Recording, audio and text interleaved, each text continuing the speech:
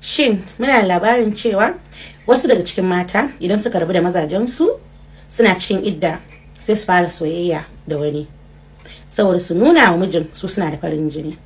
Suna gama idda sai su shiga sabon aure. Suna shiga sai ga sun sake fitowa. Sai su zo su sake repeating wannan abin da suka yi. Sai ga mace ana irga mata aure, ai ta irga miki aure. Waya ga miki haka ake yi? Ke a tunaninki zaki nuna mishi kina da farin jini. Ko? To ba haka ake yi ba. Kamar yadda ku sani sunana Salma Shehu. Ke da aka sake ki. Zama zaki ki kwantar da hankalinki, komai daga Allah ne ki sani.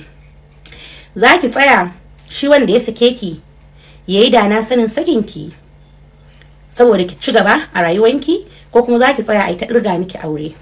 Yawancin wasu daga cikin mu mata haka muke yi, wanda bamu san muna sa kanmu a cikin halaka bane. Idan baki makaranta ba, ina kasuwanci yake? Kin manta? Ai ke zaki gyara kanki, ki nuna sannan kina so ki yi aure. Ke mai farin jini ko? To yayi. Kina idda, wa ya ce miki ki soyayya? Addinin ki ya koya miki kina idda ki soyayya? Ba dole idan kika yi soyayya a cikin iddan kina gama aka daura aure ke mai farin jini ko? Sannu zabiya ke mai farin jini.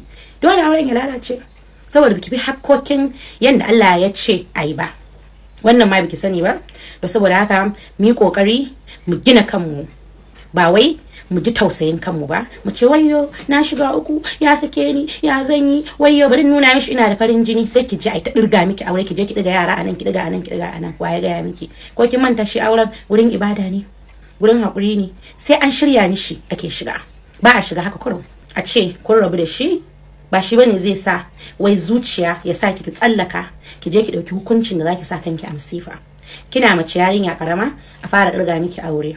Ko biki san labarin mata wanda suke da aure 10 ba, maza ma 10 ba. Kin sa kanki a halaka. Ba a haka. Kwantar da hankalinki zaki. Biki makaranta ba kamar yadda na faɗa a baya, sai ki nemi jarinki, sai ki fara kasuwancinki saboda kina da yara. Ko da ce yaran suna gidan baban, ki building kanki, ki shirya kanki, ki gyara kanki, wanda idan yayin shiru sai ya ce wannan na saka shine ake cewa sakin wawa ko? To sai kin shirya kanki. Sai da na sanin rabuwa da ke. Ba wai zaki hantsara ki fushi wai saboda ya sake ki nuna mishi kina da farin jini ba. Halaka zaki sa halaka zaki sa kanki a ciki. To saboda haka ina jan hankalin mu mata wanda kuke yin haka, ku yi kokari ku daina. Ku yi hakuri. Babu wanda mata nawa aka sake su sun fi ku ne? Ba su fi ku ba. Su ma irin ku ne, kuma irin su ne, duka zuciya ɗaya muke da shi a zuciyar mu. To saboda haka da ki sa kanki a halaka, ki building kanki, ki shirya kanki wanda zai dana sanin rabuwa da ke. Ina yi kowa fatan alkhairi. Allah ubangiji shirye mu ya sa mu gaba da duniya lafiya. Sai mu haɗa karo na gaba insha Allah. A huta gajiya.